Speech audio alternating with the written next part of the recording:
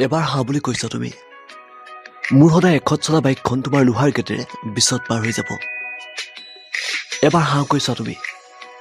তোমাৰ টপা দেউতাৰ এটি চিন্তা কমি যাব। এবাৰ হা কৈছা তুমি। তোমাৰ চাৰ্কুল অফিচৰ বৰলা হৈ থকা কেইটাই তোমাক চাই চাই আমনি নকৰিব। বাৰে বাৰে ৰখিব তোমাৰ অফিচৰ গেটত মোৰ বাইক।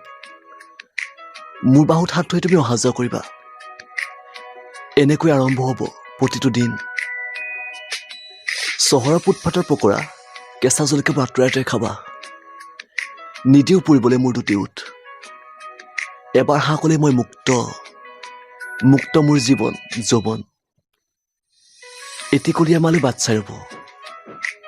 মই বুজো বাইদেউ, নিবনুৱাৰ মৰমত আকুল বিকুল হ'বলৈ তোমাৰ কষ্ট।